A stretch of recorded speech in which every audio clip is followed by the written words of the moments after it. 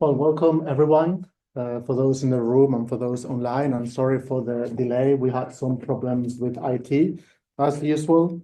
So I'm delighted to have here in the room Andreas Saenz de Sicilia to talk about his book, Subsumption in Kant, Hegel, and Marx. Andreas is an assistant professor of philosophy at the Northeastern University of London.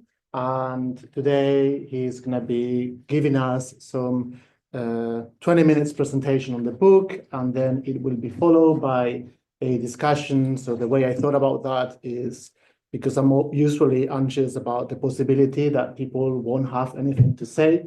I prepared some questions in advance about the book, but I thought that maybe we could also do this more of a conversation between everyone who's here. So I will see how it is, so that I will have some questions, but also feel free after the Andreas presentation to come in and join the discussion.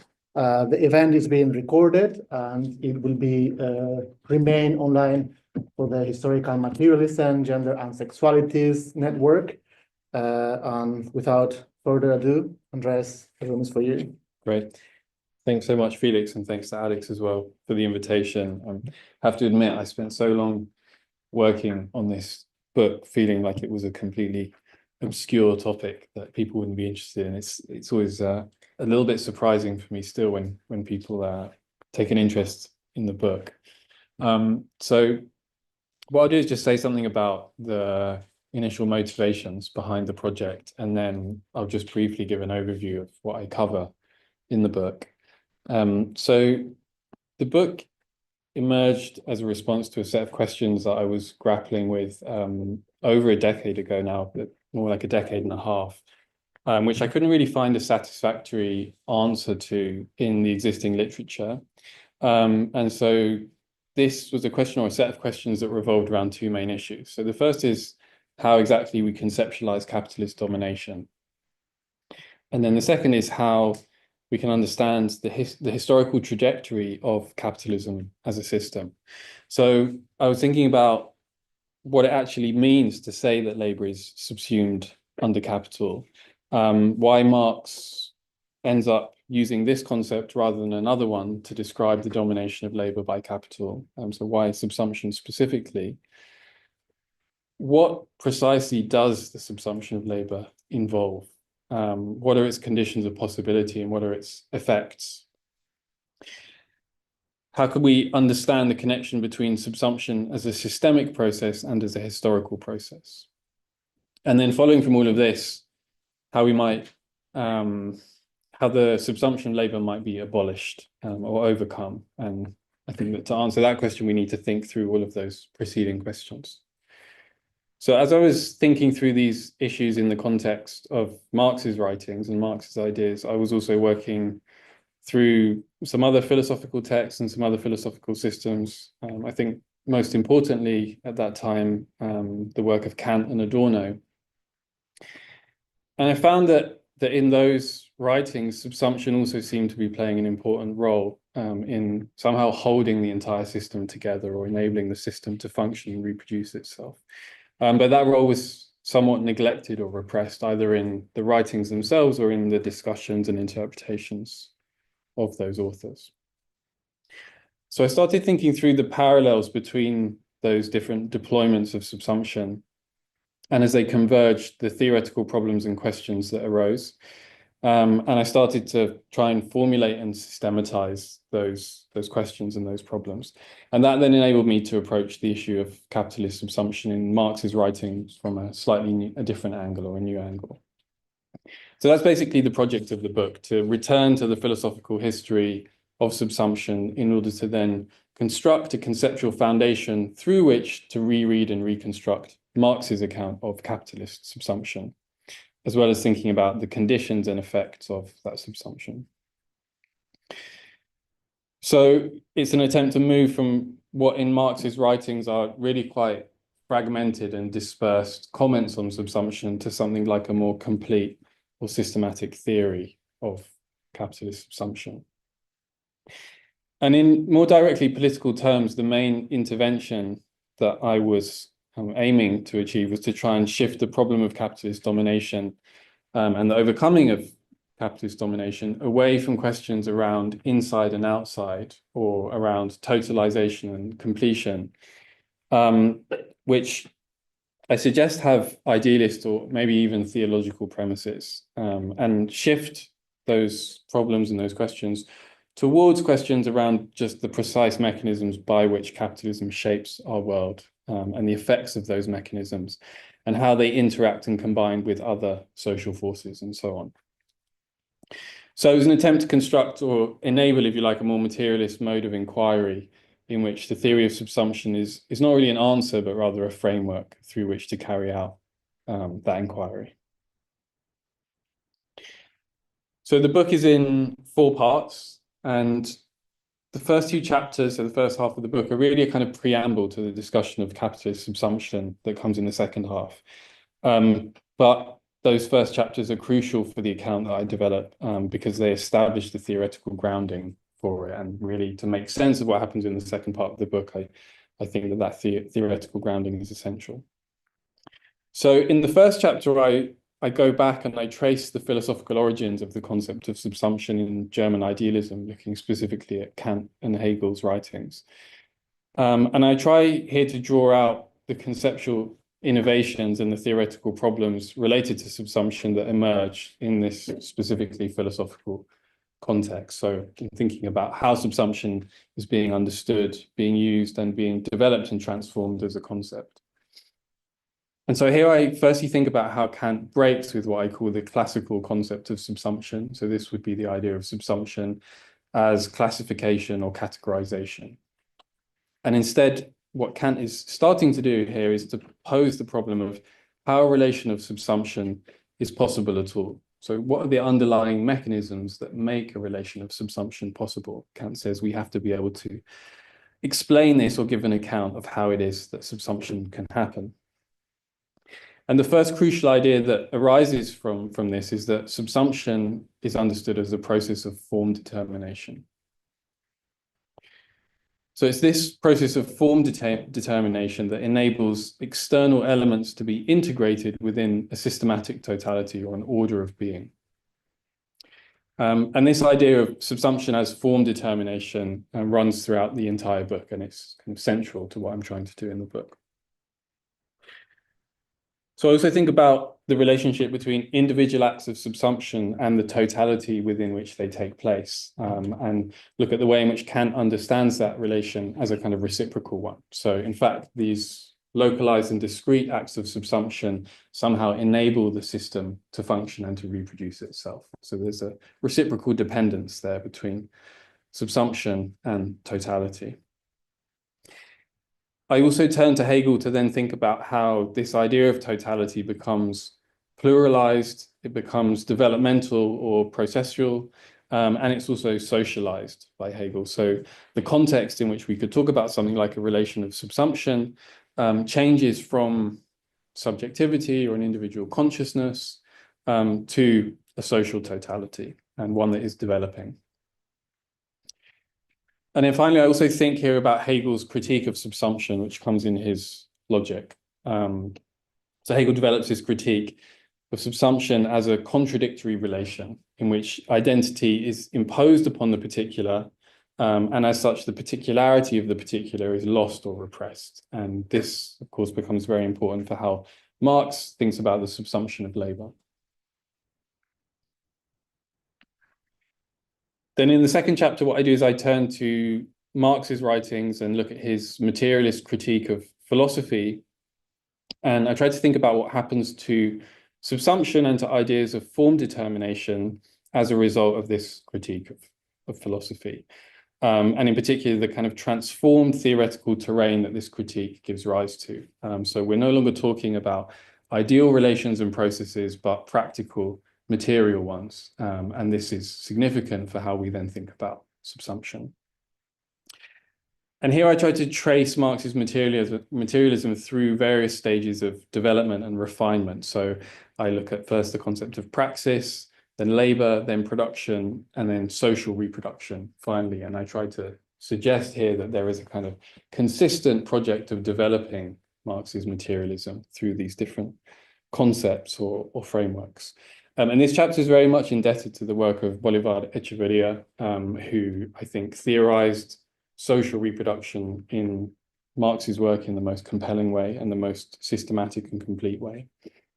And I also tried to draw out the importance of the idea of metabolism for thinking about form determination in a materialist way. So I turn to this idea of a metabolic form determination as being essentially what's involved in labor, in production, social reproduction.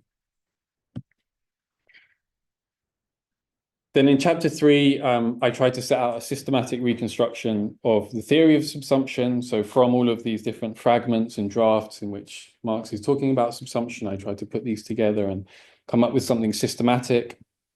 And I argue here that subsumption has to be thought of as occurring across both the spheres of exchange and production.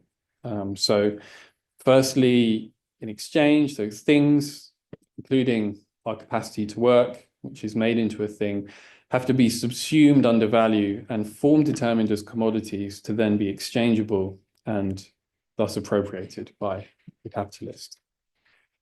And then the activity of labor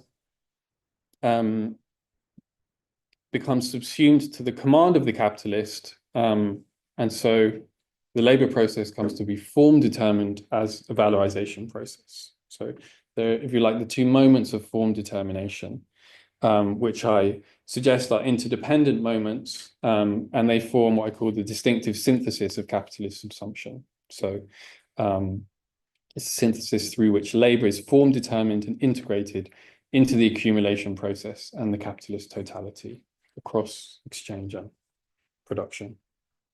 And it's here that I outline Marx's concepts of formal, real, and hybrid subsumption. And then in chapter 4, what I tried to do is to address some of the ambiguities that arise from Marx's presentation of these concepts of subsumption, or the tentative theory of subsumption that we find in his writings. So firstly, there's a kind of, I think, a significant ambiguity around how to make sense of subsumption at the level of society, at the social level.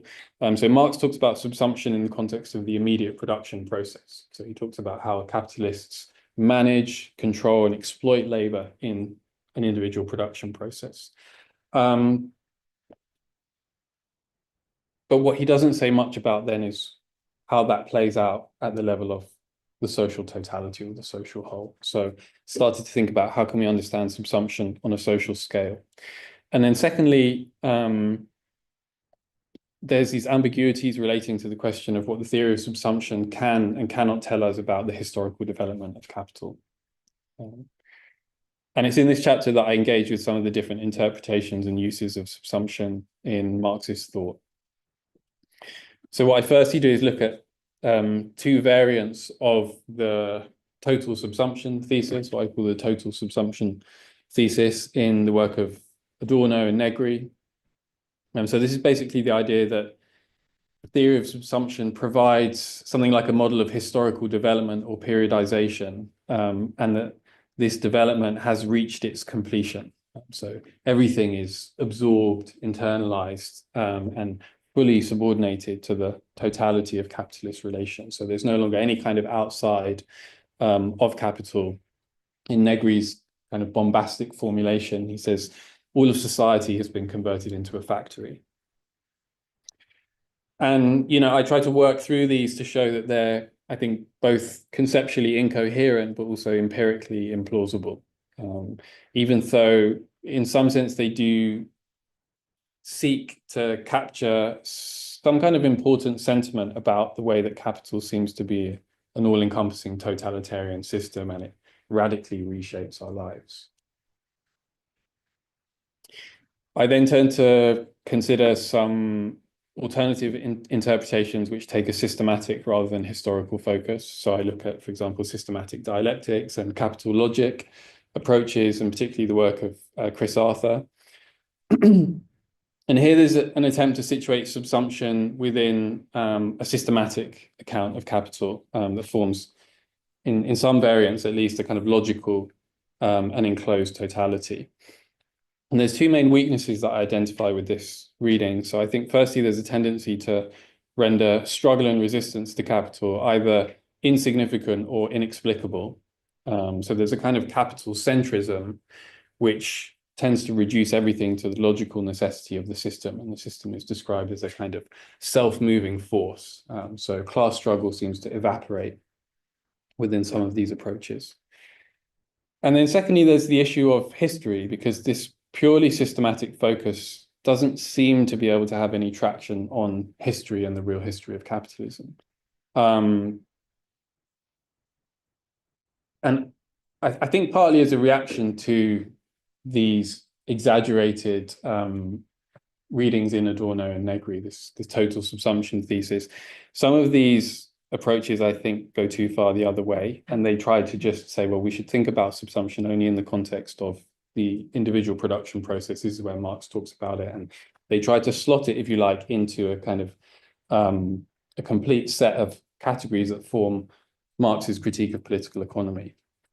And I think the cost of that is then that there's no way of grappling with the kind of revolutionary social impacts of subsumption and real subsumption in particular. So it is the case that real subsumption has these kind of radical transformative effects on the social process and the social totality. And so we need to be able to talk about those in connection with subsumption. And that seems to be pulled apart and separated in these approaches.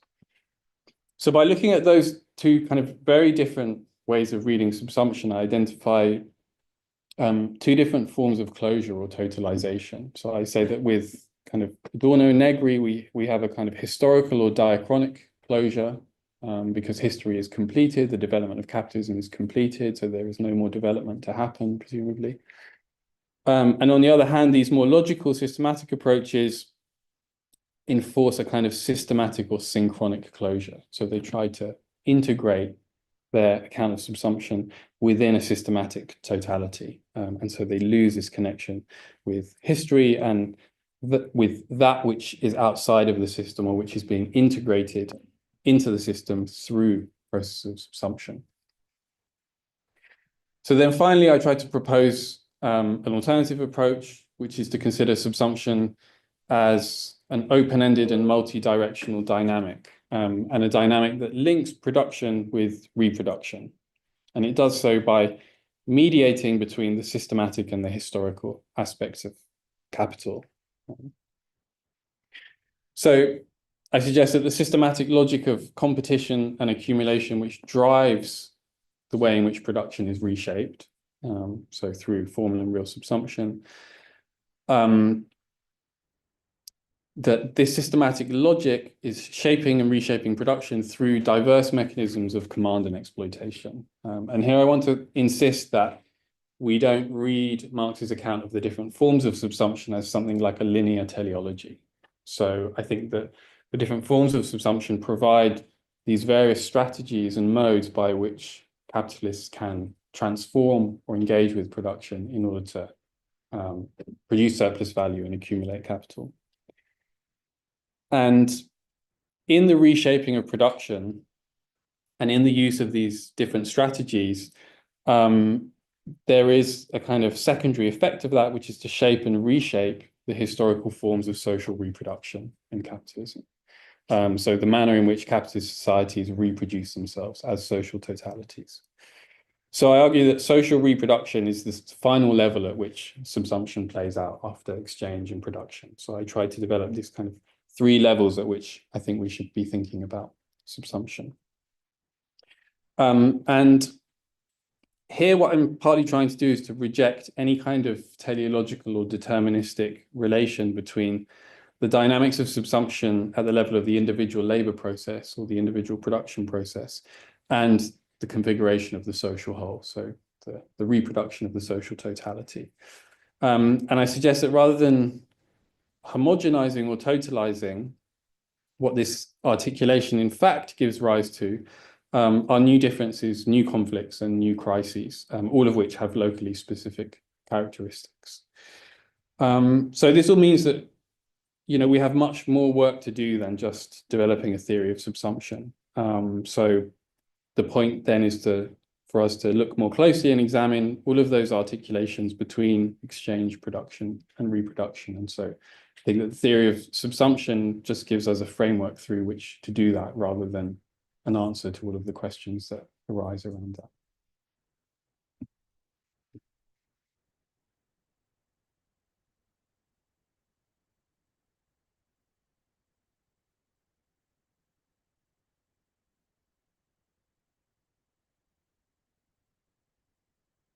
Well, thanks We sit. for the, I think we will sit here and we will put this laptop somewhere here for those online. I want to go maybe a little bit closer, just to make sure you can hear through the. You mean? Yeah.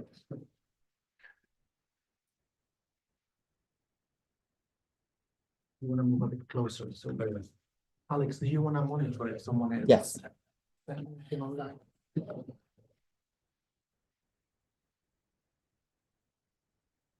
Okay, well, thank you very much for this, taking us to that through the book.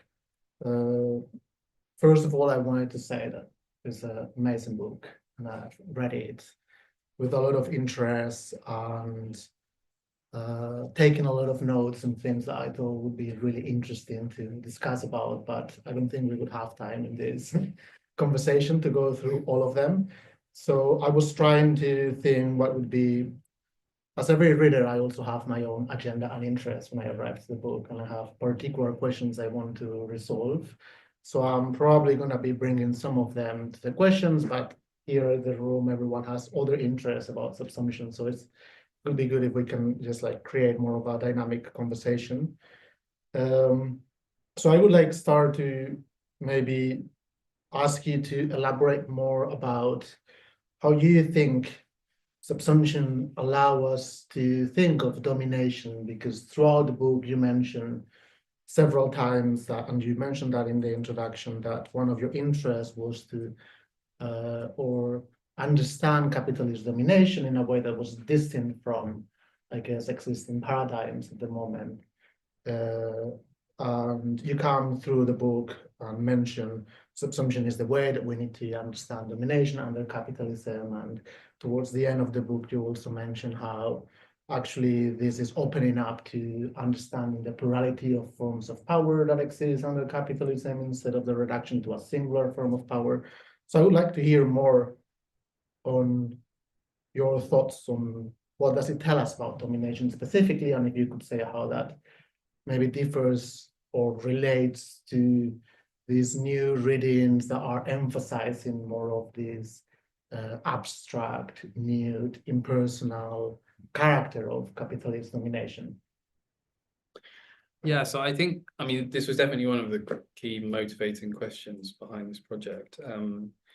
And I mean, the aim in, I guess, reviving and trying to kind of develop this systematic approach to subsumption is to kind of try and get a little bit more clarity and precision and move away from a certain fuzziness around how we talk about capitalist domination. And I think that subsumption really demands, like, thinking about how capitalist subsumption works really demands looking very closely and very precisely at the mechanisms of domination that play out in capitalism. And so I try to argue that there are these kind of three main levels or spheres at which that happens. So subsumption to kind of value and exchange, which itself involves kind of various processes of domination and various forms of resistance. So you can think about primitive accumulation, you can think about the violent enforcing of contracts and things like that. So all of these things which are required to really inscribe things and people into the sphere of value and the kind of order of being that value presupposes. Similarly in production, and this is of course where I think there's been more attention in relation to the account of Marx's account of subsumption, would be just looking at the specific mechanisms that play out by which capitalism dominates workers in the production process, either through the power of the wage relation, the direct management of the worker by the manager or the capitalist, but then all of the different forms of logistical and technological domination that play out with real subsumption. So once you have the kind of the construction and the design of a work environment in which the domination of the worker is kind of objectively presupposed and objectively built into the whole apparatus of production. The question of domination at the level of social reproduction, of course, then becomes much more complex, but I think we have to think about those articulations between domination in the first two levels, and then, for example, the state, non-state violence, the domestic sphere, all of these other spaces in which there is domination as well. So I think that's the kind of horizon of questioning and the horizon of inquiry that's opened up by thinking about subsumption in this way. Mm-hmm. So I want to come back to the question of the domestic and some remarks that you make, but before that, maybe I wanted to ask you something that comes up in the book, which seems to be, I don't know if it's a particular relationship to Poston's own rendering of domination, like it keeps on coming with some remarks here and there. It doesn't, I don't really fully grasp in which points you agree with Poston's idea of domination and in which points you want to argue against him. So if you could say something about that. Yeah, so I mean, I think I make some critical comments about the way that class struggle seems to kind of disappear in, I think, in Poston's account. And so I tried to sort of emphasize that impersonal power or abstract domination is the kind of form taken, it's the social form taken by class domination. Mm-hmm. Following to a degree Werner Bonfeld's critique of Poston. Mm-hmm. Yeah. There is a part in the book where, there is a concept that keeps on coming all the time that I found I would like to hear more about it. That seems to be really important for your articulation of domination and history, which is the idea of underdetermination. Mm-hmm. So that there is different ways in which you seem to, or you refer to underdetermination or a sort of non-coincidence between, or a gap between social reproduction, or the natural form of social reproduction, and the reproduction of capital, that seems to give you some room to think all of these problems. So if you could elaborate a bit more, like take us through like how you're thinking about underdetermination and how you think that's important for thinking this problem, mm-hmm. and to link the systemic and the historical, or the logic and the process. Mm. Yeah, so I draw a lot on Echeverria's reading of social reproduction in Marx in order to think this through. And I guess it's worth noting that kind of when Echeverria is talking about social reproduction, the way that I use it in the book is not to refer to kind of the sphere outside of production, but rather to the reproduction of the social totality. But Echeverria kind of builds on Marx's description of labor in chapter 5 of Capital, to think about labor as a process in which the worker is going to form determine the material that they work on. So this kind of metabolic process of form determination is one that plays out according to, as Marx describes it, the kind of conscious will and direction of the worker. And what this means is that Kant explain that metabolic form determining activity with reference to some kind of natural or biological schema. So we can't explain what the worker does by reference to some kind of general human nature. And this means that there's this underdeterminacy of praxis, and then of labor, of production and social reproduction. The fact is that humans can make things, reproduce the conditions of their own existence, reproduce their own form of life, and reproduce themselves in many different ways. So it's a kind of basic idea of freedom inscribed in the concept of praxis or labor. And this means that the social reproduction process has the potential to take many different forms, and that historical openness is basic to the way that I think about that. So the link then with capitalist social domination and the capitalist form of social reproduction would be to say something like, well, the subsumption of social reproduction under the expanded reproduction of capital is an attempt to shape social reproduction in accordance with the demands of accumulation and expanded reproduction. But then there can never be a kind of one-to-one correspondence there. There's always the possibility that reproduction happens in some other way. So I think that you can think about that, you know, both as an argument against the accounts of historical totalization, total subsumption thesis, historically, but also in a very, very kind of localized and direct way. What is happening with subsumption in the production process? What is happening every day the worker goes to work? Well, the capitalist has to struggle with the worker to subsume their labor. So subsumption is not something that just happens and is done, but it is the struggle to form determined labor, to be capitalist labor, to be labor that is productive of surplus value. And there's always the possibility that labor will not be that, will not be subsumed, or will not be subsumed to the degree that the capitalist needs the labor to be subsumed in order to be competitive, or something like that. So I think this kind of basic postulate of freedom and the possibility of something other happening is running throughout this kind of entire way of thinking of social reproduction, from the level of the individual worker in the production process through to the social totality. Mm-hmm. And how this relates to the three different levels of subsumption that you talk in the book, like you mentioned the subsumption of commodities as use values, that we could think of them as social needs, into value, including labor power, which creates some form of, you call like ontology of being, like a particular relation to our capacities to work as actually alienable to capital. Then the subsumption of that render as labor power to the process, to the labor process, and the subsumption of the reproduction to the valorization process. How do these relate at these three levels, this kind of like non-coincidence? So we might think of them as kind of conditions of possibility for one another. So the condition of possibility for the subsumption of labor in production is this initial subsumption to the sphere of value, so through commodification. And one way of thinking about this is just as value as a kind of sphere of representation, or an ontological sphere in which things come to be present as beings or are represented as values. So something has a value, it appears as such, and it's recognized as such. And this then comes to inform and constrain the possibilities that different actors have. So it's the idea of value as a kind of real abstraction here.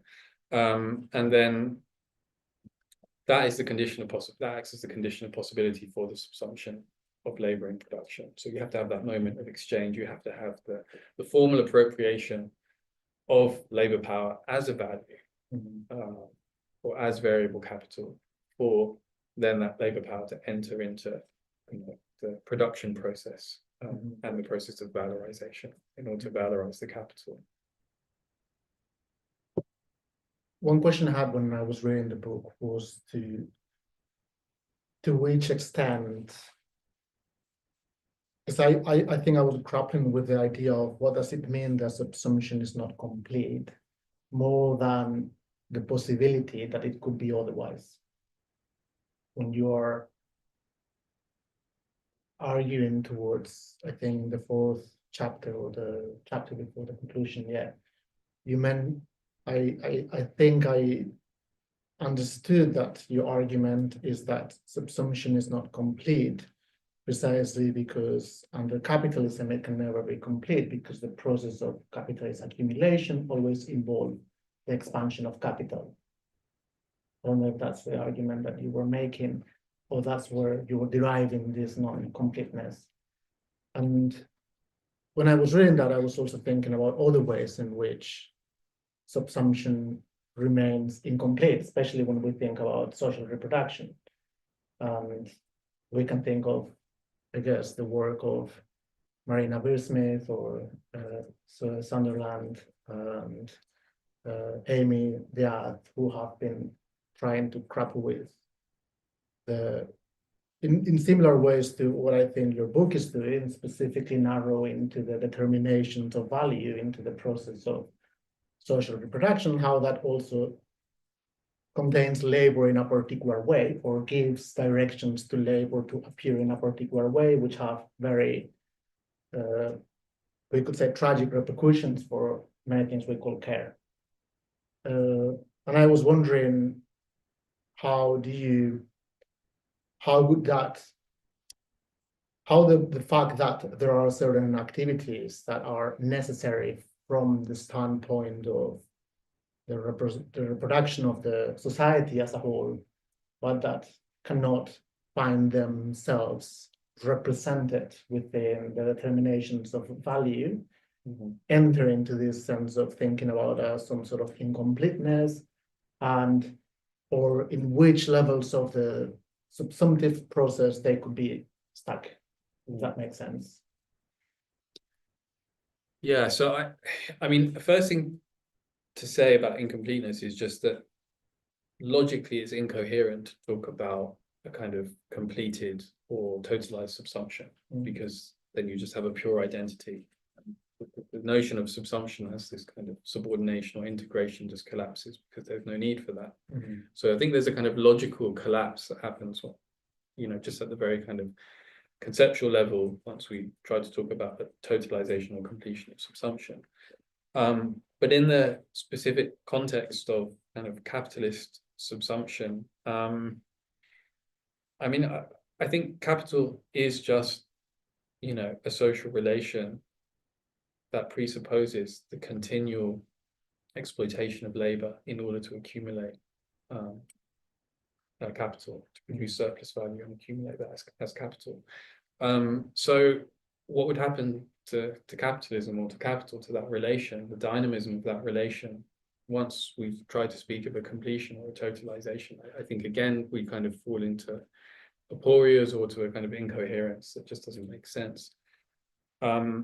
In relation to the relation between sort of domestic labor and productive labor, you know, within the terms of capital, I mean, from the standpoint of social reproduction, of course, these are equally necessary kind of moments of the social process.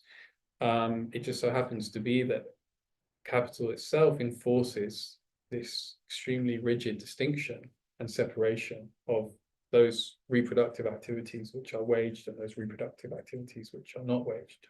And by reproductive here, I just mean practical activity which is required for the society to be able to reproduce itself. Some of those activities are going to be paid and some are not.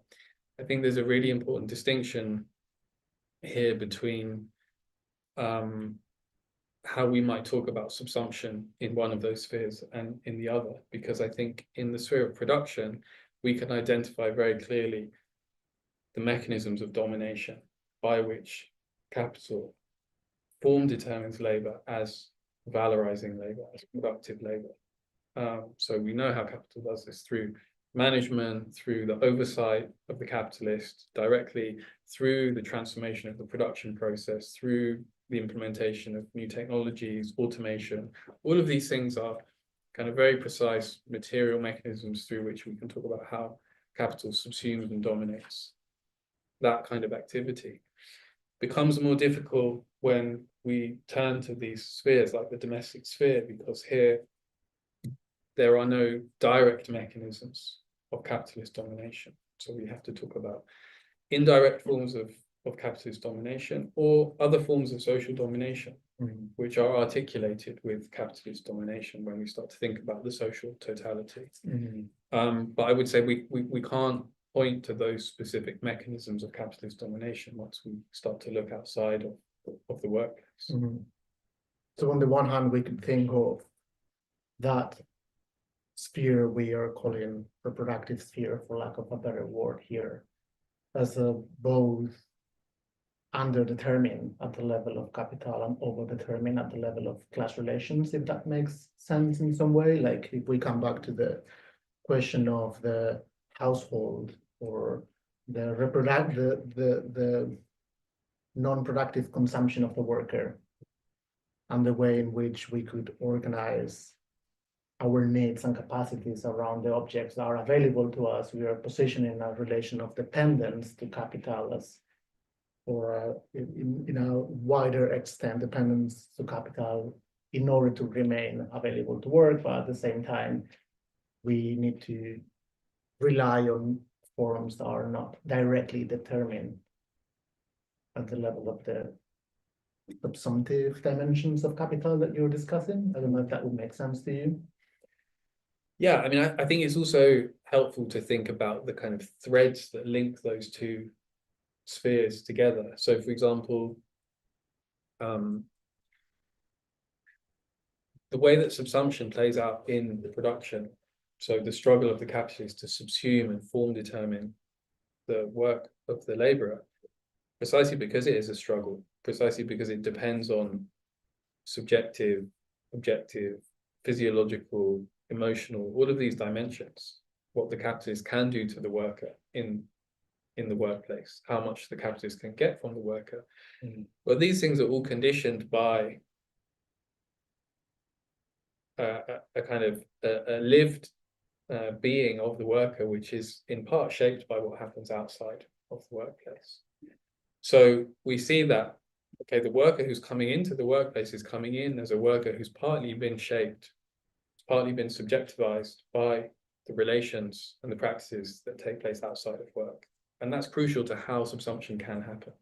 So whether the worker is supported by someone else in the family, for example, who's doing work at home, who's kind of providing the reproductive and care work that might be necessary for the worker to be able to return to work the next day, that is going to determine what can happen in production. So it fundamentally informs the way that subsumption can take place. At the same time, all of the effects that ripple outwards from subsumption in production, so kind of both what happens to the worker in production, but also all of the things the worker produces, so all of those outputs that emerge from the production process, they then form the conditions of possibility for what happens outside of work. So in the home, in the domestic sphere, for example, all of the technology you have at home, all of those things, these are things that we have and determine how we can live and how we can relate to one another, how we can support one another in the home or in the domestic environment, the domestic sphere, which are effects of real subsumption, for example, in production. So I think we can start to trace those threads that link the two spheres and bind them together. Yeah. Well, I want to open to questions from the room. Thomas. Thanks for that. It's really great to talk. I haven't done the book yet, but I'll buy it when like the cheaper version comes out. You've spoken a little bit about this already, but I was wondering if you could say more about like the role of forms of labour that are resistant to the logic of subsumption within the reproduction of the social totality. Like how does subsumption form determine kinds of labour that are resistant to it? But specifically, an example like artistic labour is like a kind of economic exception. Like what role would that play like in this kind of framework of subsumption that you've developed? And I suppose about the relationship between the historical and logical aspects of the capitalism. And like what's like the opposite word to subsumption? Is that like autonomy, we would say, or like antonym? Yeah, and so I guess it depends a little bit at what level you're talking about subsumption or in what context, because Marx talks in the Grundrisse, for example, about the subsumption of individuals to social relations in a more transhistorical sense. So in that way, and there's a kind of clearer connection with Hegel there, you might just say, well, individuals who live in societies are subsumed to the social relations, something like that. So there's a more general usage, and there, I mean, you'd be subsumed by one set of social relations or you'd be subsumed by another.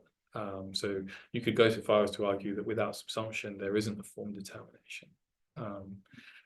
In the context of capitalism, I guess you might say autonomy, you might say, again, kind of subsumption to a different set of social relations, which don't exploit and constrain the worker.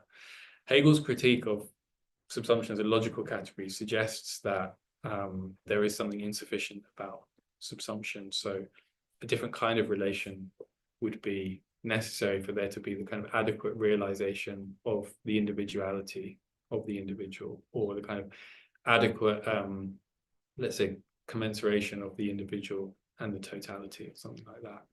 So I think it's an open question as to whether subsumption, the subsumptive relation, is inherently dominating But yeah, in the context of capitalist subsumption, I want to say something like collective self-determination or autonomy. Yeah, I was just wondering if there's a kind of like dialectic between like subsumption and autonomy, or some opposite term kind of thing that plays into your ideas about how to like overcome subsumption that you were talking about at the end of the book. Maybe. And like, well, yeah, would that be like freeing labor, or like is labor also with abstraction that needs to be abolished? Or So I think in terms of so in terms of I guess thinking about this at the level of social reproduction, the process of social reproduction, and following what Echeverria says about it, is a process by which kind of social individuals collectively and through their metabolism with nature determine the form of their existence, their subjective and objective existence. So the question is not so much will we be form determined or not, so will we be subsumed or not, but rather which form do we want our collective life to take. And the subsumption of the social reproduction process to expanded reproduction of capital is a subsumption in which we don't have the capacity to determine that form for ourselves. So the form determining process is hijacked, if you like, at the level of use value or social reproduction. It's hijacked by the imperatives of capital. So I think in that sense, the question would be about asking what form do we want to determine our lives to have, rather than can we get away from having any kind of form determination at all. So I think that's the kind of utopian and idealist kind of backdrop to especially some of the theories of total subsumption. The idea is kind of the opposite would be to kind of be outside, to be freed from this determination, which again I think takes away from this the materialist demand to look more closely at how our lives are being shaped by capital and how they might be organized in a different way. In terms of artistic labor, I don't have so much worked out thoughts on this, but I think we can see very clearly ways in which artistic labor is commodified, is regulated, is subordinated to various forms of control.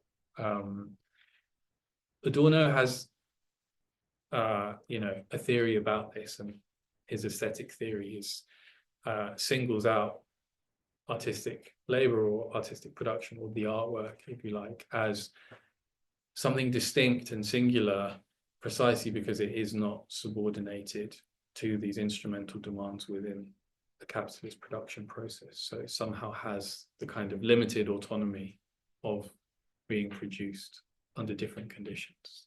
So being form determined as a product of labor on a non-capitalist basis, even under capitalist social conditions. But yeah, I mean, how do you think about? Well, yeah, I suppose I was just referring to like the debates about whether artistic labor can be even formally subsumed or not. There's like David Beach's book presents like a pretty compelling case for why it can't even be formally subsumed. Like it doesn't have that kind of like capital labor relation. Like artists don't work as wage laborers in the same way as just like wage laborers.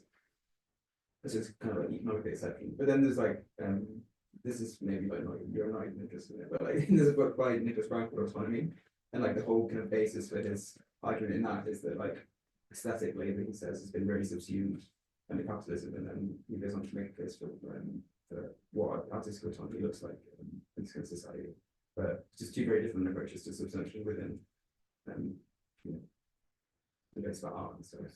I wonder if hybrid subsumption might be a more useful category, because when we talk about hybrid subsumption, we can talk about the exploitation of surplus value, but without kind of ownership and management of the production process by the capitalist. So, for example, the putting out system, Marx talks about as an example of that, where kind of merchants basically kind of have control over the workers just by virtue of monopolizing the market, for example, or making loans to producers. On that, yeah, I was interested in what in your thoughts of how this framework helps you periodize in some more like granular ways, and like whether you take on something like the analogy like commercial capitalism approach, like this kind of merchant capitalism way of understanding history of subsumption, which might allow you to understand like post Bretton Woods, like 73, sort of financialized capitalism as yeah, I guess it's more like fine grained way.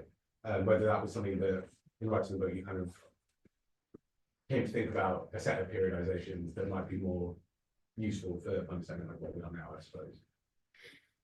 I'm a bit skeptical about periodization as a kind of theoretical project. I'm skeptical about how useful it is, and I tend to find that a lot of the period, kind of the more well-known and well-discussed periodization attempts tend to be very Eurocentric, and they tend to be very reductive and very simplifying. I think there's a huge amount of diversity in the ways that capital and capitalists can manage, control, exploit, and subsume labour. Bernardi is actually very good on this, I think, in emphasising kind of diversity and the plurality of modes of exploitation.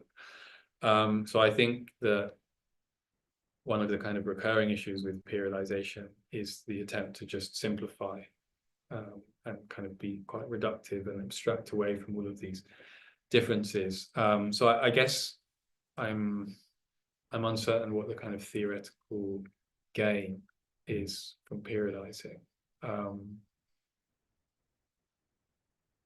But perhaps one of the interesting things to think about is how certain advances in real subsumption produce conditions for other forms of subsumption in other sectors or other places. And so in that sense, like, we can maybe think about different phases in the subsumption of capital, and how that might help us to kind of think about social reproduction in a more global and a more interconnected way. Yeah, it's like, and is that sort of like allows you to think in terms of like you're saying, practices, strategies, like kind of innovation, certain, yeah, I guess like financial forms being a recent one. Is that kind of what you're thinking of?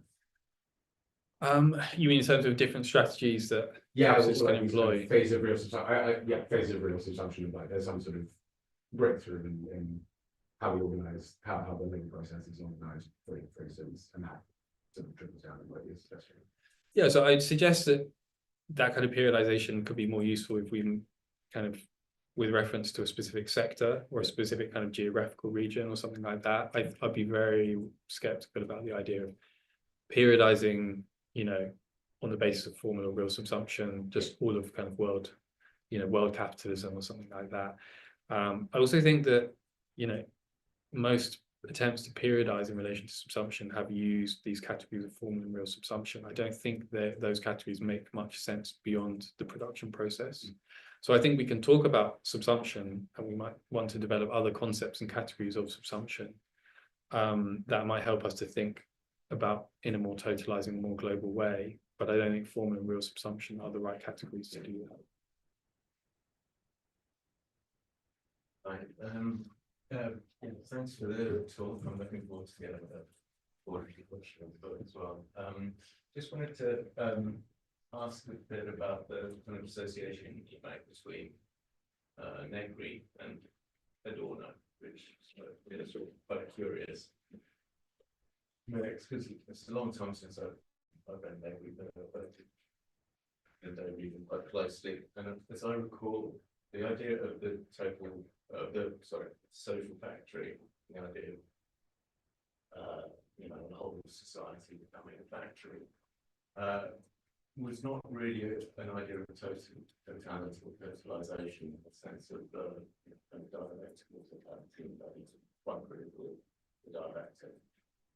But was the idea within the factory and the, when it comes out of transient stuff, was not so much a side of production, but a side of conflict. And so the expansion of the factory to society was really saying that class conflict is no longer concentrated in the factory space, but spreads. And therefore, the sense is it's the continuity of conflict around scale and around the scale, rather than the kind of sword constitution, the famous phrase within and against. So I just think that might be a slightly different idea of some subsumption. one which is a kind of pacifying totality. Yeah, so I think by the 80s, when Negri's writing about subsumption, it is very much a total subsumption, and it has really incorporated everything. And I think the key kind of move that he makes in relation to that is that the antagonism, class antagonism, is no longer mediated by value relations. So exchange relations are no longer mediating that antagonism. And so it becomes a kind of pure conflict, becomes a purely political conflict for him. And he very much thinks of that in what I suggest in the book are productivist terms. So he thinks of this as the kind of creative, productive power of labor, and there's the kind of confiscation of that productive power by capital. But that's a kind of direct, unmediated antagonism once you have this totalization. It's a complete politicalization that would be big, precisely because conflict is continuous and it is. You wouldn't maintain it. It's still capitalism is a social relation and social relation of conflict. Yeah, but so, to what extent is it? To what extent is it really capitalism anymore? And I think that's where there's the important connection with Adorno, because when Adorno is talking about total administration, with Horkheimer, they're also very influenced by ideas around monopoly, capital, and the idea that also you have a kind of the kind of evaporation of the law of value as something which is mediating class conflict and the domination of individuals in capitalist society. So again, the parallel there is that you have this idea of kind of unmediated conflict or unmediated domination, which is a kind of political domination. I suggest that on Adorno's side, it's a more circulationist account because he places so much emphasis on exchange relations and the kind of domination of individuals by abstraction. Whereas in Negri, it's very much this kind of directly political conflict around kind of trying to appropriate the creative power of labor directly.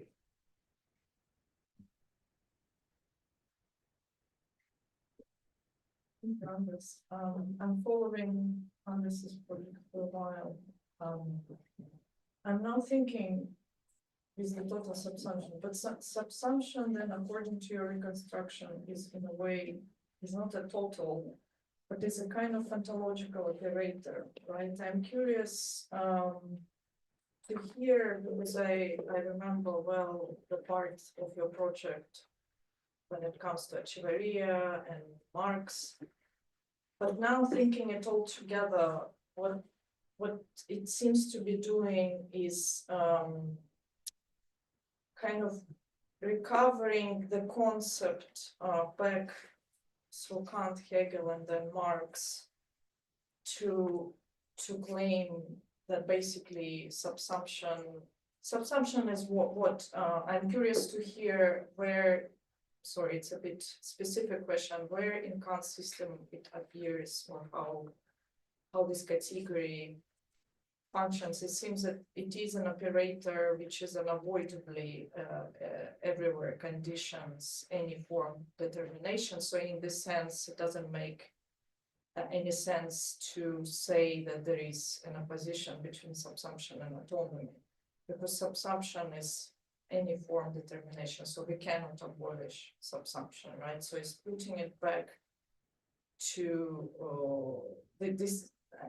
I just mean that this tracing or recovering this category historically then allows you to distinguish, not to distinguish, but just obviously say that this is what it is, a kind of operator.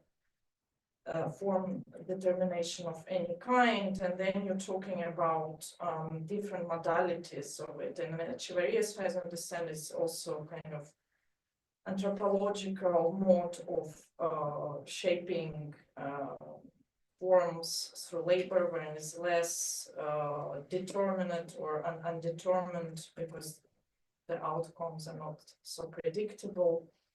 So can you just say then whether this genealogy, not then, what is then a result in terms of still kind of thinking about these forms of subsumption, one which this kind of freedom, subsumption as freedom, another one subsumption as, so I'm not very clear with what I'm trying to say, but I'm just wondering how it functions on anthropological, ontological, and then on the level of power, because that's where it gets a bit more, it gets a bit more tricky. We still kind of have good subsumption or subsumption on general ontological level, but then we have subsumption subsumed by capitalism, and it involves power, domination, all kinds of other problems. And then this kind of good anthropological subsumption can help us to survive within that, or is that correct reconstruction, or am I confusing? Yes, I mean, the way that Kant uses it is to try and think through how we have experience as a synthetic relation between sensory intuitions and pure concepts. And what Kant tells us is that sensory intuitions are subsumed under pure concepts. So the pure concepts organize our sensory intuitions in order for us to have some kind of coherent conscious experience. The problem for Kant is that they are completely heterogeneous things. So sensory intuitions are completely non-conceptual. So this is where the problem of form determination comes up. How can these two things have a subsumptive relation, which is a relation of logical identity? If one thing is subsumed under the other, then whatever is true of the thing is class or category is subsumed under will be true of that thing. So Kant says, well, the way that this happens is that those sensory intuitions have to be form determined by the concepts or by the categories. So they are form determined. That's why subsumption is a process of form determination, I argue, on the basis of what Kant sets out.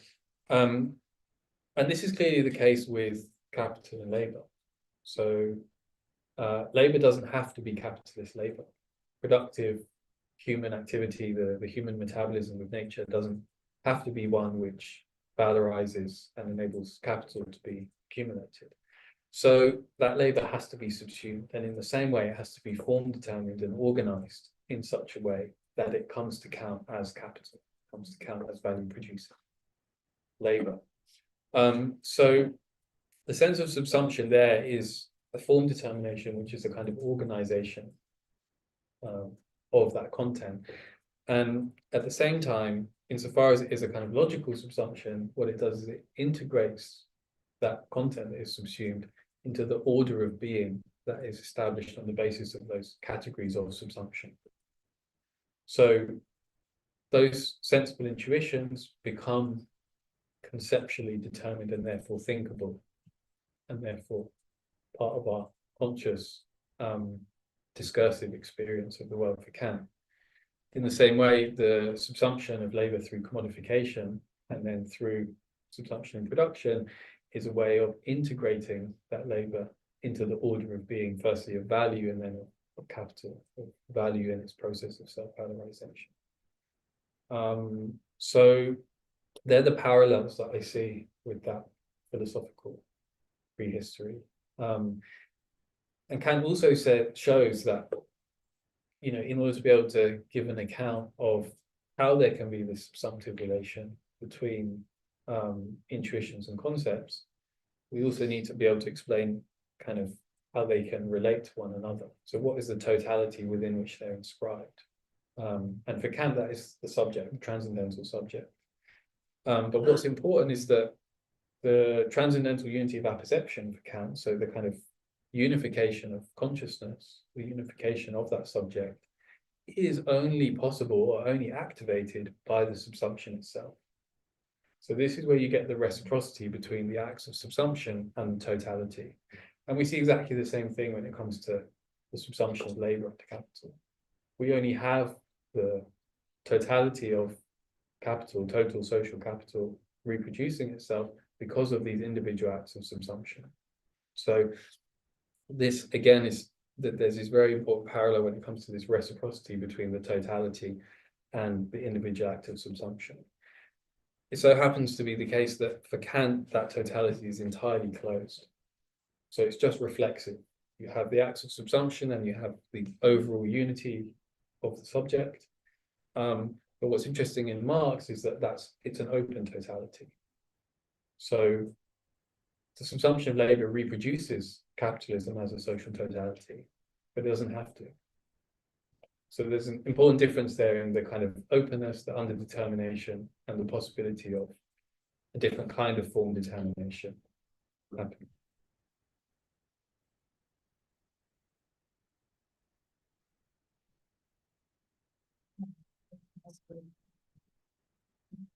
If you want to go, yeah. I have a small follow-up, just on Adorno, because it seems on the conceptual side, Adorno kind of goes towards an undetermined version of subsumption. So Underdetermined. yeah, an undetermined, because he's trying to open up in negative dialectics, he's trying to open up Kant's system of concepts to a version of conceptualizing that doesn't enclose this object. So it's an odd like symmetry. Or little dissymmetry exchange, because he is like Adorno is actively working on that sense of subsumption that's to do with conceptualization. They're trying to open up things to not be just identical with their concepts, but in his kind of political gestures, it's all about, doesn't use the word subsumption in either case, but it's all about things being completely dominated or determined, or that always kind of haunting this world.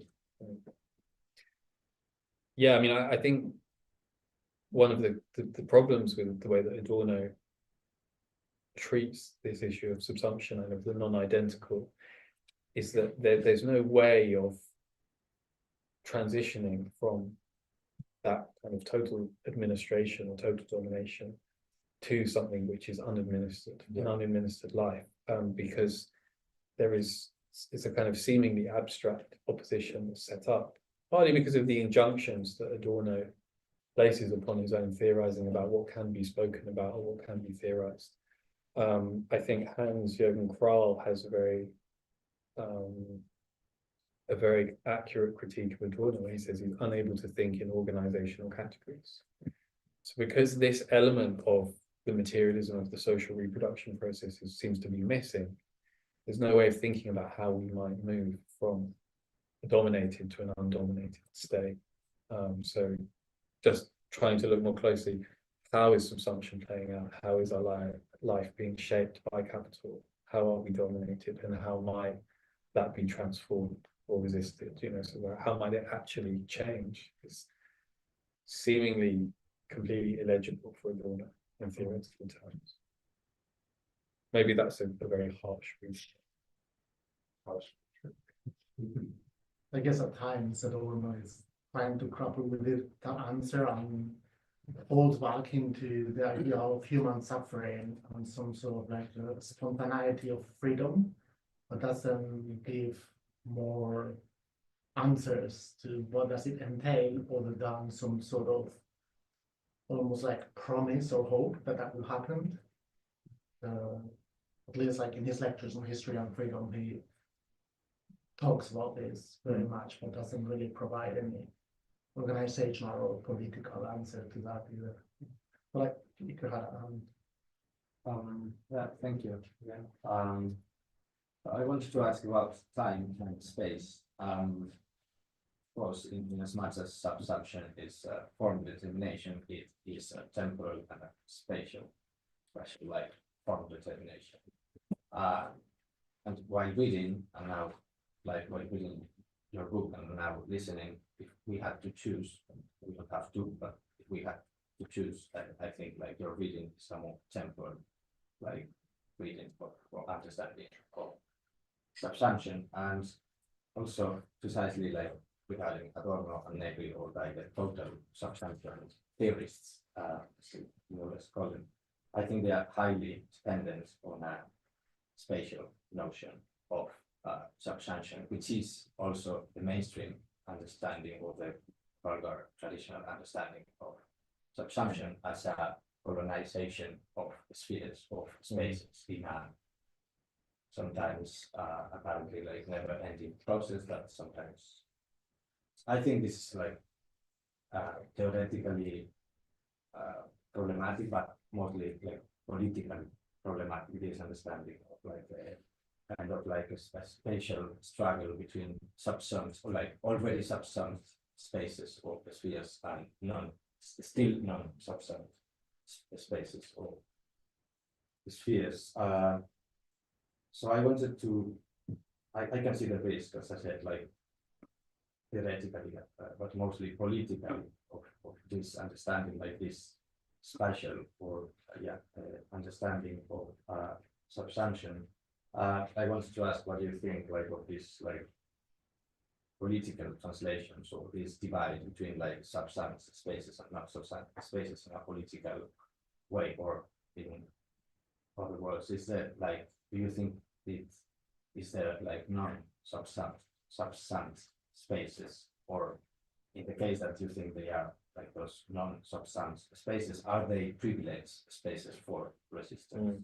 As I say, I think this is not politically productive, but I want to hear your opinion of it.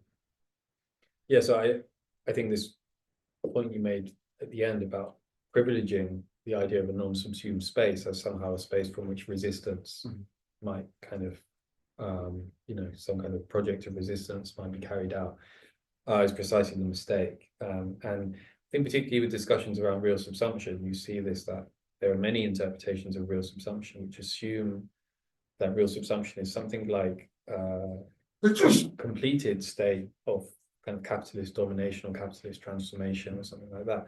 Marx is very clear, as soon as a capitalist brings in some artisans into the same workshop, that's already real subsumption. And real subsumption continues and continues and continues. All of the different ways in which the capitalist is transforming the production process and the labor process is real subsumption as an ongoing process. So I think that the danger is to think of it as real subsumption as somehow kind of an endpoint or a completion or something like that. It's just a very simple analytic distinction that Marx wants to make between a kind of purely social and interpersonal form of domination through which labor is exploited, and the introduction of technical and logistical, technological means in order to augment the production of surplus value. So it doesn't tell us much about resistance, that distinction. And that's why I think this kind of picture thinking about spheres and the kind of gradual integration of everything into the sphere of capital is not very helpful in political terms. As you say, this doesn't tell us much about resistance. You have resistance to capital in subsumed labor processes, so workers resisting in various ways, and you have resistance to capital outside of work in non-subsumed spheres of life as well, when people organize in communities or do whatever they do. So I think there's no kind of clear correlation there, although we can talk about specific forms of resistance that might emerge in response to certain kinds of subsumption and certain sites of subsumption.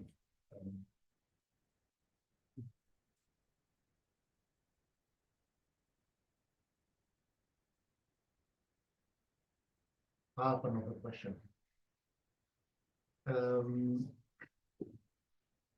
I have two questions actually. One is, when reading your account of subsumption, particularly the way you think about it as like an extension or expansion of how Marx talks about that in these like fragmented parts of his whole thinking, and how you put it as a different way of thinking about domination. Sometimes I have the feeling that sometimes it operates or it acts as another category, or another concept that we would call mediation, as in like subsumption is equivalent to, for instance, how Bonhoeffer or Richard Kahn talk about the role of mediation under capitalism. So when you say subsumption is the different forms through which capital resolves antagonism, first at the level of say the subsumption of use values to value, including labor, then you have the subsumption of the worker into the workplace that creates that sort of all of the level of antagonisms that then come to be resolved, we could say like upwards into the subsumption of that individual processes of production into an compositional totality of the social reproduction process. When you refer to subsumption in that way, it seems to be operating in a similar way than when Kant and Bonhoeffer in Open Marxism talk about the concept of mediation as the temporary suspension of the social antagonism between capital and labor. I was wondering if there is a proximity and a difference between these two, or if this is something that, because I don't think you use the concept of subsumption like that all the time, but towards the end you're like referring to it as some sort of like dynamic of domination and integration within the value determinations of capital. In some ways, when it comes to domination, relates to the way in which it allows, or I guess Bonhoeffer and Kant would say, allows room for the contradiction to move within capital in that sense. And I don't know how like influence you maybe about this from these regions or not. And maybe, sorry, this is like another one, which comes to the level of subsumption at the level of the social reproduction process and how that involves the state in a different way and involves the ideological, cultural, symbolic forms of domination differently from the sort of subsumption and forms of control that would happen when the worker goes to the workplace. And you have a direct relation of dependence from the employer, let's say the capitalist that is commanding your labor. And it's also in some ways related, it seems to me, but not necessarily reducible to the impersonal compulsion that you feel when you have nothing but your labor power to sell to the worker. And I think you mentioned that those levels of the compositional totality that you call the social reproduction process have to do with the symbolic articulations at the level of class relations, so the fact that we are dispossessed from our means of production, but that are anterior to and shape the way we are incorporated into the labor process, or how we relate to our work, even, or like whether we want to give it away, refuse it, whether there are gender or racial mediations that enter into that consideration, right? And how that, I guess to me, it's a bit not fully clear how politics enter into the picture at the level of value determinations, if that makes sense. Yeah, so I think it's a great question. I think that there are certain privileged site or points of interface which are functionally fundamental to the accumulation of capital, expanded social reproduction of capital. So these kind of, I think, at the point of exchange and the point of production, the kind of subsumption of labor to value. So as labor power commodity is essential. There can't be accumulation without it. There can't be valorization and there can't be accumulation without it. Similarly, kind of this point of articulation and point of interface between capital and labor in the production process, where you have the labor process subsumed under the valorization process, this is basic as well. So I think this kind of, the systematic logic of accumulation, which is just fundamental to how capital works. These are the privileged sites and the privileged points at which subsumption happens and has to happen, without which there is no capital.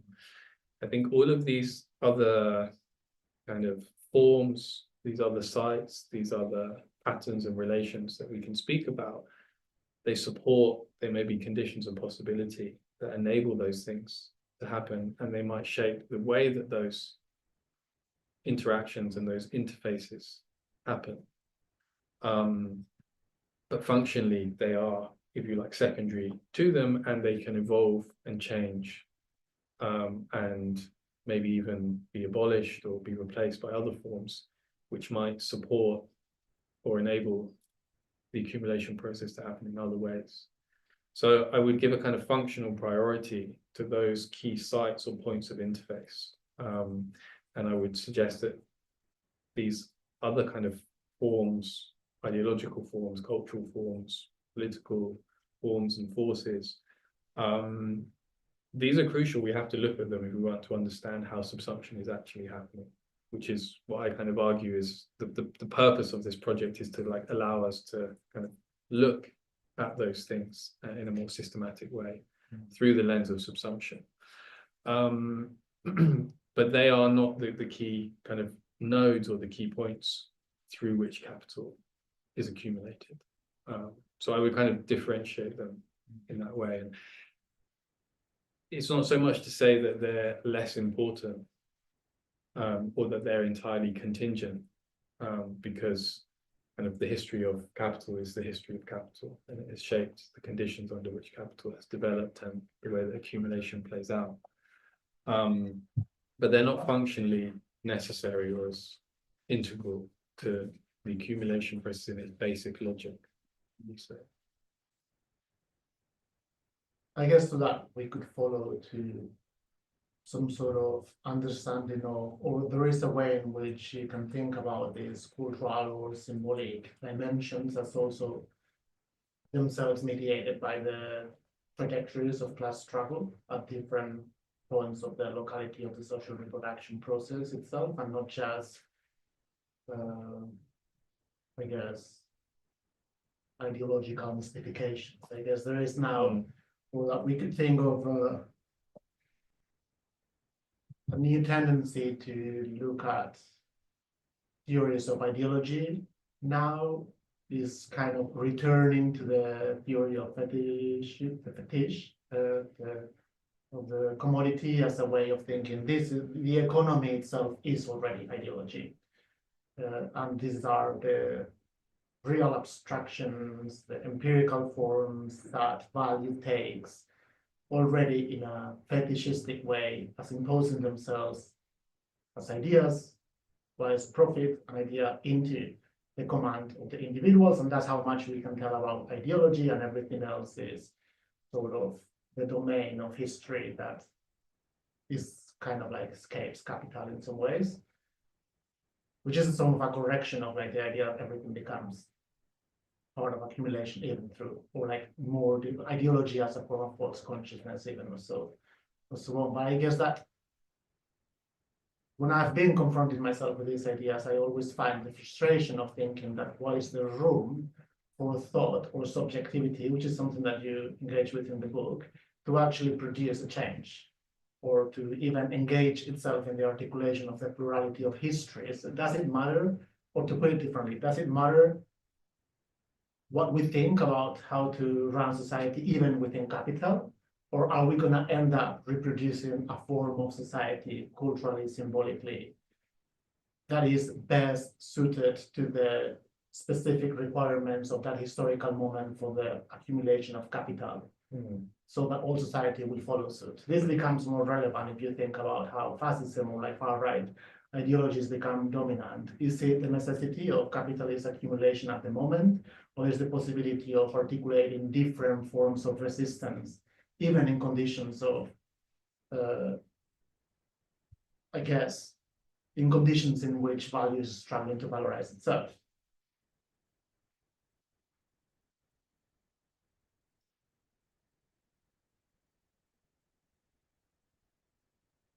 Yeah, I think there's a danger in being too functionally reductive about the relationship between accumulation and ideology, for example, or indeed anything that plays out at the level of social reproduction, where the ways in which accumulation might happen is heavily dependent on the articulation with all kinds of other cultural, political, social, geopolitical factors. I think maybe one more productive way to think about it is in terms of the way that accumulation and the organization of production regulates and constrains those other spheres. And in that sense, places certain pressures or kind of potentiates certain tendencies within those spheres. I think you can also see that the way that certain ideologies are very strongly connected with the drivers of process of subsumption as well, to kind of flip it the other way. So for example, the response of capitalists to kind of wage demands or wage pressures might be to implement real subsumption, or it might be in conditions where a racialized pool of labor is available to turn to that pool of labor. So the way that the dynamic of subsumption can unfold is also heavily dependent on social forces and kind of social and political patterns, which themselves have a heavily ideological dimension. In some ways, you can see how this tendency now to try to anchor a definition of sex into some form of nature is also framed as a way of capturing some like redistributive dimension of this like category that we're gonna call now women according to a particular definition, away from a different allocation of the distribution of available resources, let's say. I think that's but you can see that how there is a pulsion towards a more reductivist allocation or expansive notion of how gender mediates even the different, I guess, differential access to wage.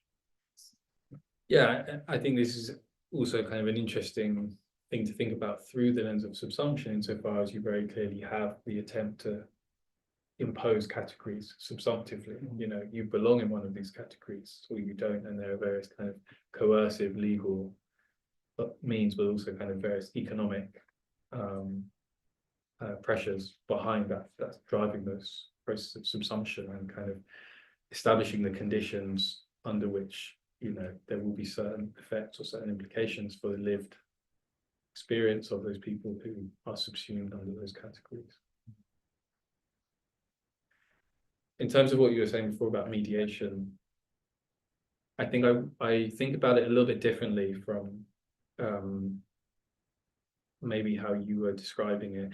I'm a little bit skeptical about, and partly this because of the reading of people like Chris Arthur and other kind of capital logic accounts of thinking about process of subsumption as being driven by kind of logical necessity. You know, so this kind of dialectical logic that's driving the development of different categories or different forms, social forms of capital because of logical contradictions. I think that this tends to be quite an idealist account, and it also maybe takes us away from looking at just how open and how diverse the strategies of subsumption that are available to capital are.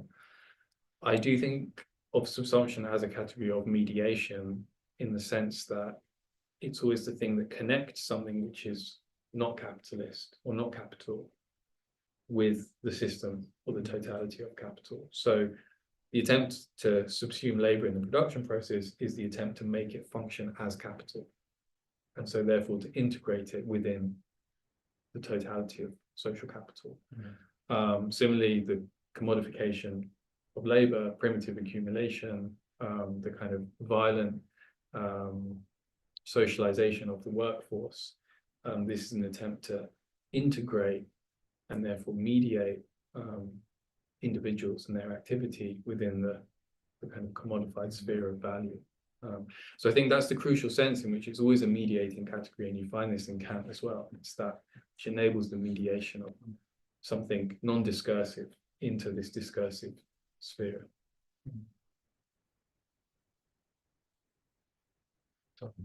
Congratulations on the book. It's really nice to hear a tweet which is regrounded in theory. So I feel a bit apologetic for the question, but I'm curious as to how you put the subsumption playing out in the current moment, and if you feel it's changing in any way. And then related to that, where do you see your research going now? Are you continuing to work on subsumption, or are you kind of branching off into different? So in terms of sort of where subsumption might be at and where it's going, again, I think it's very hard to totalize, and it's a similar conceptual issue that comes up with periodization, I think, in that subsumption is playing out in many different ways, and really the kind of theory or the framework of subsumption I tried to develop in the book is just a set of tools that enable us to look at all of the different ways that that's happening. So I think it's very hard to generalize, but of course, tendency towards automation is kind of hugely prevalent across so many different sectors and kinds of work and production. So I think that tendency, particularly with, I guess, the incorporation of artificial intelligence into many forms of work, is opening up a kind of new wave of real subsumption, perhaps, through the kind of introduction of these more, I guess, sort of top cognitively supporting forms of automation, which is a little bit different, perhaps, to certain tendencies of automation that we've seen in the past. But again, I think this is just the work of many empirical researchers kind of looking at how these things are playing out. In terms of kind of where the, so I finished writing the book almost 10 years ago. So some of the things I've been thinking about since then have been, well, one key thing's been looking at the question of violence in relation to subsumption. And I think there was perhaps a tendency in this book to focus too much on or overemphasize the sense in which subsumption of labor plays out primarily through a dynamic of economic forces. So focusing on kind of value theory and the power of kind of the abstractions of value to, if you like, secure the subsumption of labor. And I think it's clear, you know, if you sort of take a global view, that violence plays a very important part in securing the accumulation of capital in many different contexts. So I've become more interested in how violence is connected with subsumption. I've looked quite a bit at Mexico as a kind of case study or a space in which to explore this more. And I think that's extremely interesting because I think there what you see is that there are many scenarios in which violence actually becomes incorporated into the accumulation process itself. And so it seems to challenge some of the distinctions which are often upheld between the economic and the political. So we see that the political, in fact, invades the economic and the process of valorization and accumulation. So I think that there are perhaps different kind of approaches or different ideas of how accumulation can work, how labor can be subsumed and exploited. I've been trying to think through that a little bit more and developing an idea of narco-accumulation as another paradigm of accumulation in which capitalism uses direct violence to secure the exploitation of labor. And that's, you know, that's not something I think which is just limited to Mexico or Latin America, but actually you see it happening in many places all around the world. So I think trying to push back against certain kind of Eurocentric assumptions or Eurocentric tendencies in how we think about accumulation happening and how we think about subsumption happening has been important. And I guess that brings the political in terms of extra state forces, but also state violence and state forces as well, a bit more into the picture. Just a brief follow-up, something that I also wanted to add before. Yeah, I think this is interesting to kind of think about distinction between subsumption as this, I don't know, how would you define subsumption in terms of, I said it's ontological operator, you might disagree, is it logical operator, is it something that enables, what is it, a mechanism that enables a synthesis of form giving, and in this sense then there is no anything that is unsubsumed, right? That we have to think differently about spaces of freedom or struggle. Is that also part of the argument? Because we just we cannot get to this pure state that would be utopia, because the form given is a human condition, right? It just could be appropriated by capitalism, but in essence, it's something that is ontologically essential for human society.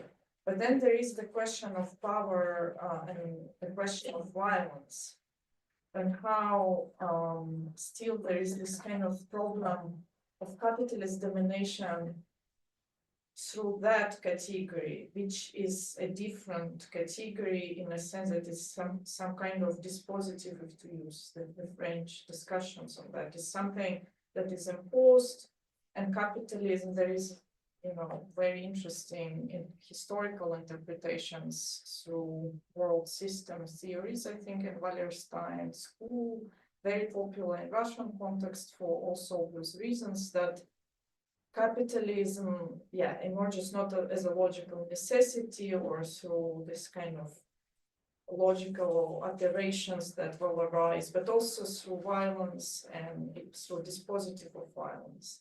And there is instant resistance. There are many works on enclosures, you know, on early modern, and also on mechanisms of how capitalism arrived through colonization. So yeah, I think it's just very then interesting, how would you then diversify this notion of power and violence? Is it something that still can be treated alongside the subsumption as this kind of mechanism, or is it something that complements or completely different problem which displaces subsumption?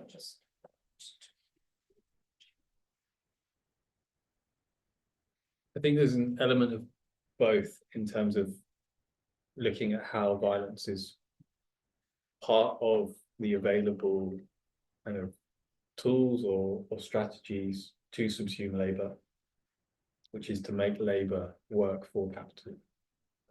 So, you know, to say that labor is subsumed under capital is to say that labor becomes a moment of capital.